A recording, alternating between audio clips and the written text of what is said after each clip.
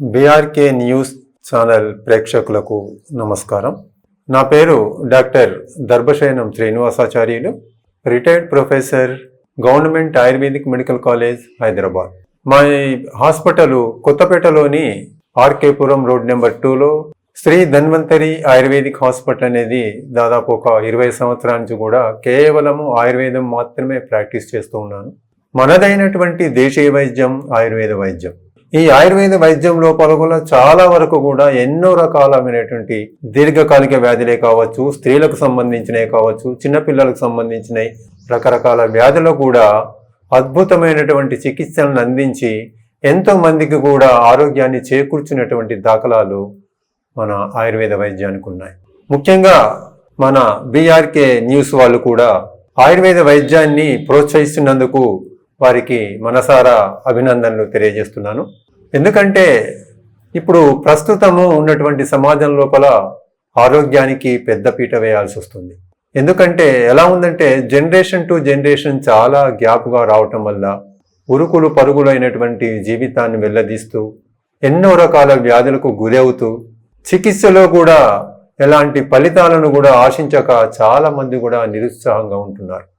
దయచేసి ప్రేక్షకులకు అందరికీ కూడా మరొకసారి మనవి చేస్తున్నాను, ఆయుర్వేద వైద్యంలో కూడా చాలా రకాల వ్యాధులకు కూడా ఎన్నో అద్భుతమైనటువంటి చికిత్సలు ఉన్నాయని గుర్తు చేసుకోండి.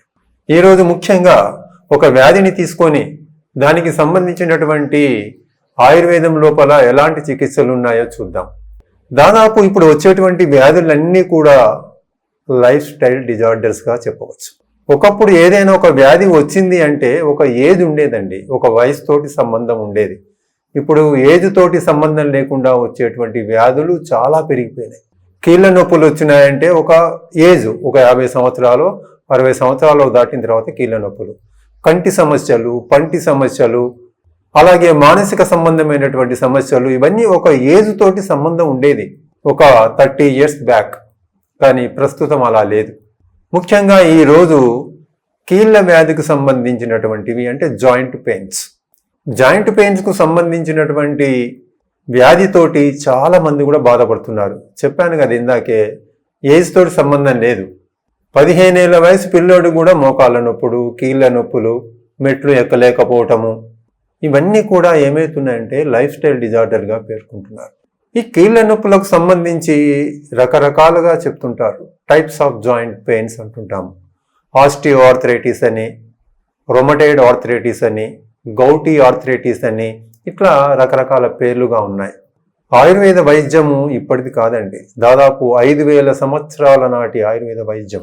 ఎన్నో అద్భుతమైనటువంటి చికిత్సలే కాదు, ముఖ్యంగా చాలా ఇంపార్టెంట్ కలిగినటువంటి సూత్రాలు కూడా, యోగ సూత్రాలే కావచ్చు, పతంజలి యోగ సూత్రాలే కావచ్చు, ఆహార నియమాలే కావచ్చు, ఇవన్నీ కూడా మన ఆచార్యులు పొందుపరిచినటువంటి అద్భుతమైనటువంటి శాస్త్రం ఆయుర్వేద వైద్యం.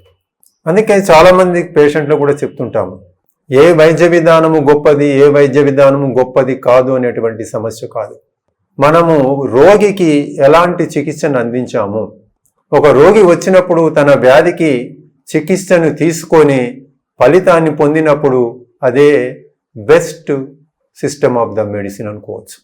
అందుకనే పేషెంట్లకు చాలా మందికి చెప్తుంటాము, మేము ఎప్పటి నుంచో కూడా అలోపతి మందులు వాడుతున్నాము, ఇంకా రకరకాల సిస్టమ్స్ ఆఫ్ మెడిసిన్స్ వాడుతున్నాము, ఆయుర్వేదం వాడొచ్చా, ఆయుర్వేదం లోపల ట్రీట్మెంట్ ఉందా, ఆయుర్వేదం వాడితే వేడి చేస్తుందట కదా, ఇవన్నీ కూడా అపోహలండి. బాగా గుర్తుపెట్టుకోండి, ఆయుర్వేద వైద్యము ముఖ్యంగా నాడీ వైద్యం మీద ఆధారపడి ఉంది. ప్రతి పేషెంట్కు మా హాస్పిటల్లో కంపల్సరిగా నాడీ పరీక్ష చూస్తామండి. ఆ నాడీ పరీక్ష చూసిన తర్వాతనే వైద్యం మొదలు పెడతాం. ముఖ్యంగా ఈరోజు జాయింట్ పెయిన్స్కి సంబంధించి ఇప్పుడు మోకాళ్ళ నొప్పులు కామన్గా అయిపోయినాయి అందరికీ కూడా. మోకాళ్ళ నొప్పులు రాగానే వెంటనే వాళ్ళు ఏం చేస్తుంటే ఆర్థోపెడిక్స్ కానీ ఇంకా వైద్యుల దగ్గర పోయినప్పుడు వెంటనే ఆపరేషన్ అంటుంటారు, అప్పుడు రావటం. ఏదైనా చెప్పా కదా, వ్యాధి అంటే ఒక ఏజ్ చాలా ముఖ్యమైనది. నొప్పులు రాగానే వెంటనే సర్జరీకి పోవడం అనేది కాదు, ఒపీనియన్స్ తీసుకోవడం చాలా ముఖ్యం. అందుకనే స్టేజెస్ ఉంటాము, ఎర్లీ స్టేజ్గా ఉందా నొప్పులు, ఇంకేమైనా స్టేజ్ దాటిపోయిందా, సెకండ్, థర్డ్, ఇట్లా స్టేజెస్ ఉంటాయి ప్రతి వ్యాధికి కూడా. అలాగే మోకాళ్ళ నొప్పులు కూడా. మోకాళ్ళ నొప్పులతోని బాధపడే వాళ్ళకు ఫస్ట్ ఆయుర్వేదంలో ఏం చెప్తారంటే విరేచన కర్మ అనేది చేయించుకోవాలండి. చాలామంది పేషెంట్స్ని అడుగుతుంటాము ఫస్ట్ రాగానే, మోకాళ్ళ నొప్పులు ఎనీ జాయింట్ పెయిన్స్ రాగానే ఫస్ట్ అడిగేటువంటి మేము కంప్లైంట్స్ మోషన్ ఫ్రీ ఉందా అని అడుగుతాం. మోషన్ ఫ్రీ ఉండదు.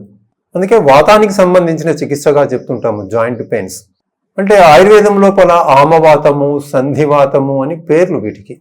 ఎలాగైతే మనం అలోపతి విధానంలో రొమటైడ్ ఆర్థరైటిస్, ఆస్టియో ఆర్థరైటిస్ అంటామో, అలాగే ఆమవాతము, సంధివాతము, ఈ వాతానికి సంబంధించినటువంటి వ్యాధులు 80 రకాలు ఉన్నాయండి. ఈ 80 రకాల వ్యాధులు కూడా వాతాన్ని శమింపచేసేటువంటి మందులు ఇచ్చినప్పుడే అది తగ్గుతుంది. చాలా మందికి చాలా యూట్యూబ్ ఛానల్లో కూడా మేము ఎన్నో రకాల వ్యాధుల గురించి చెప్తుంటాము. చాలా మంది కామెంట్స్ రాస్తుంటారు, ఫస్ట్ ఇదంతా కాదండి మాకు వెంటనే ట్రీట్మెంట్ చెప్పండి అంటుంటారు. కాకపోతే ఫస్ట్ ఏంటిదంటే దాని లక్షణాలు ఎలా ఉంటాయి, దానికి సంబంధించినటువంటి చికిత్స ఏ విధంగా ఉంటుందో చెప్పడానికి ముందు కొద్దిగా ఈ ఉపోద్ఘాతం చెప్పాల్సి వస్తుంది. ముఖ్యంగా పేషెంట్కి సంబంధించినటువంటిది కూడా చాలా ముఖ్యం. ఏంటంటే అది వాతానికి సంబంధించిందా, పిత్తానికి సంబంధించిందా, కఫానికి సంబంధించిందా చూసి లైన్ ఆఫ్ ట్రీట్మెంట్ ఇస్తుంటాము. మోకాళ్ళ నొప్పులతో బాధపడే వాళ్ళకు కంపల్సరీ గుగ్గులకు సంబంధించినటువంటి ప్రోడక్ట్స్ ఉంటాయి ఆయుర్వేదంలో. మేము చాలామంది కూడా తయారు చేసి ఇస్తుంటామండి గుగ్గులు. ఇవి గుగ్గులకు సంబంధించినటువంటి ప్రోడక్ట్స్ లోపల ఫస్ట్ ప్రతి ఆయుర్వేదిక్ షాపులో లభ్యమవుతుంది. మేము ఇక్కడ ఏం చేస్తుంటాము చాలా వరకు కూడా మందులు తయారు చేసి ఇస్తుంటాము. According to the textbooks, మన పుస్తకాల లోపల మన ఆచార్యులు ఏ విధంగా చెప్తుంటారో, ప్రాసెస్ ఏ విధంగా ఉంటుందో దాని ప్రకారంగా మందులు తయారు చేసి ఇవ్వటం జరుగుతుంది. ఇది మహాయోగరాజు గుగ్గులు టాబ్లెట్. ఇది అంటే ప్రతి ఆయుర్వేదిక్ షాపుల్లో కూడా లభ్యమవుతుంది.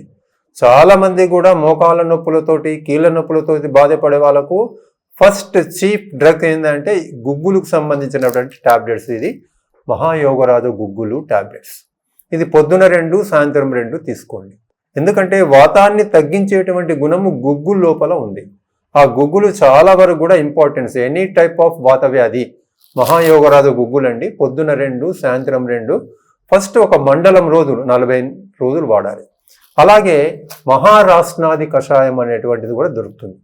అది 4 మూతల మందు, 4 మూతల నీళ్లు, ఉదయము సాయంత్రం ఏవైనా ఒక 40 రోజులు మినిమం వాడండి. దీనికంటే ముందుగా త్రిఫలా చూర్ణం అనేది ప్రతి ఒక్కరికి, ఎవరైతే ఆయుర్వేదాన్ని అభిమానిస్తుంటారో, ఆయుర్వేదం పట్ల అవగాహన ఉన్న వాళ్ళకు త్రిఫలా చూర్ణం అందరికీ తెలుసు. ఈ త్రిఫలా చూర్ణం అనేది ఇంట్లో పెట్టుకుంటే ఒక 10 రకాల వ్యాధులను తగ్గించుకోవచ్చు. మోకాల నొప్పులతోటి, కీళ్ళ నొప్పులతోటి, జాయింట్ పెయిన్స్ తోటి బాధపడే వాళ్లకు త్రిఫలా చూర్ణము పరమౌషధం. ఆ త్రిఫలా చూర్ణము రాత్రిపూట పడుకునే ముందు ఒక చెంచా గోరువెచ్చని నీళ్ళలో కలుపుకొని తాగండి. కొంచెం మోషన్ ఫ్రీ అవటమే కాకుండా జాయింట్స్ అన్ని కూడా ఫ్రీ అయినట్టు అవుతుంటాయి. అందుకని జాయింట్ పెయిన్స్ వాళ్లకు లైన్ ఆఫ్ ట్రీట్మెంట్ మహారాష్ట్రాది కషాయం ఒకటి, మహాయోగరాజు గుగ్గులు ఒకటి. అలాగే ఎక్స్టర్నల్ అప్లికేషన్ కూడా ఒక ఆయిల్ తయారు చేస్తూ ఉంటాం మేము. ఈ ఆయిల్ లోపల చాలా వరకు కూడా మనము వాతాన్ని శమింపజేసి వాతాన్ని తగ్గించేటువంటి ఆయిల్స్ తయారు చేస్తుంటామండి. ముఖ్యంగా మహానారాయణ తైలం ఒకటి, క్షీరబల తైలం ఒకటి, ధన్వంతరి తైలం ఒకటి. ఈ మూడిట్లో ఏదైనా పర్వాలేదు, వాతాన్ని శమింపజేస్తుంది. ఈ విధంగా లైన్ ఆఫ్ ట్రీట్మెంట్ అనేది కూడా 40 రోజులు వాడాలి. చాలా మందికి చెప్తుంటాము, ఫస్ట్ ఏ డిసీజ్ వచ్చినా, ఏ వ్యాధి వచ్చినా 50% మందులు. బాగా గుర్తుపెట్టుకోండి. రిమైనింగ్ 50% మన యాక్టివిటీస్ ఏంటిది, మనం తీసుకునే ఆహార నియమాలు కూడా ఇంపార్టెంట్. ముఖ్యంగా ఈ జాయింట్ పెయిన్స్ తోటి, మోకాళ్ళ నొప్పులు, కీళ్ళ నొప్పులతోటి బాధపడే వాళ్ళు తినకూడని వస్తువులు ముఖ్యంగా దుంపకూరలు. దుంపకూరలలో ఆలుగడ్డలు అంటే బంగాళదుంపలు, చామగడ్డలు తినొద్దు. శనగపిండికి సంబంధించినటువంటి మిర్చి, బజ్జీ, బోండా లాంటివి తినకూడదు.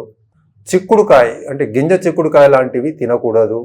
అంతేకాకుండా పచ్చళ్ళు ఉంటాయండి, పచ్చళ్ళల్లో రోటి పచ్చళ్ళు బెటర్, నిల్వ ఉన్న పచ్చళ్ళు తినకూడదు. ఇవి చాలా ముఖ్యము. చాలామంది మేము మందులు తీసుకున్నామండి, ట్రీట్మెంట్ వాడము, తగ్గలేదంటారు.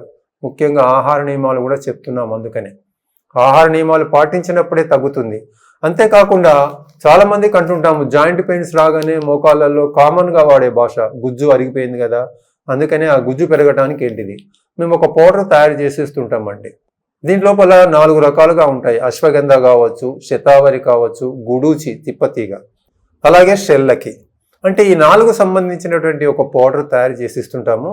గుజ్జు పెరగటానికి, అంటే లోపల ఉన్నటువంటి జాయింట్ లోపల లూబ్రికేషన్ జరగాలి, స్టిఫ్నెస్ అవుతుంది కదా, సైనోవిల్ ఫ్లూయిడ్ అంటాము, అది కొంచెం తగ్గటం వల్ల కూడా రావడానికి అవకాశం ఉంటుంది. అందుకనే ఈ లూబ్రికేషన్ జరగడానికి ఒక పౌడర్ కూడా తయారు చేసి ఇస్తుంటాము. ఈ విధంగా లైన్ ఆఫ్ ట్రీట్మెంట్ లోపల ఒక టానిక్, టాబ్లెట్, ఈ పౌడరు, అలాగే ఎక్స్టర్నల్ అప్లికేషన్ ఆయిల్, ఈ 4 కూడా చాలా వరకు కూడా జాయింట్ పెయిన్స్ని తగ్గిస్తుంది. తప్పనిసరిగా విరేచన కర్మ కూడా చేసుకోవటం చాలా ఇంపార్టెంట్. ఈ విధంగా మనము ఈ మోకాళ్ళ నొప్పులు, కీళ్ళ నొప్పులకు సంబంధించినటువంటి లైన్ ఆఫ్ ట్రీట్మెంట్ ఆయుర్వేదంలో ఏ విధంగా ఉందో చూసాము. బాగా గుర్తుపెట్టుకోండి, మందులు ముఖ్యం కాదు. మళ్ళీ చెప్తున్నాము, 50% మందులు, రిమైనింగ్ 50% మన యాక్టివిటీస్, మన ఆహారం. కంపల్సరిగా మోకాళ్లకు సాక్సులు వేసుకోండి. దయచేసి నొప్పులు రాగానే వెంటనే సర్జరీ అనకండి. కొంచెం ఒపీనియన్స్ తీసుకోండి, కొద్ది గొప్ప వాడండి, కొద్దిగా వాకింగ్ చేయండి, కూర్చున్నప్పుడైనా కొంచెం మూమెంట్స్ ఇచ్చినట్లయితే చాలా వరకు ఉపశమనం ఉంటుంది. ఈ విధంగా ఆయుర్వేదం లోపల జాయింట్ పెయిన్స్, సంధివాతం కావచ్చు, ఆమవాతం కావచ్చు, సరే ఎలాబొరేటెడ్ స్టడీ ఉంటుంది, ఒక్కొక్క వాతానికి ఒక్కొక్క రకం. కానీ పేషెంట్లకు ఎలా ఉంటుందంటే, ఒక వ్యాధి చెప్పుకున్నప్పుడు వెంటనే ట్రీట్మెంట్ ఏంటిది, ఎలా వాడాలి, ఎలాంటి నియమాలు పాటించాలి, అంతవరకే తీసుకొని చెప్పడం జరుగుతుంది. నమస్కారం.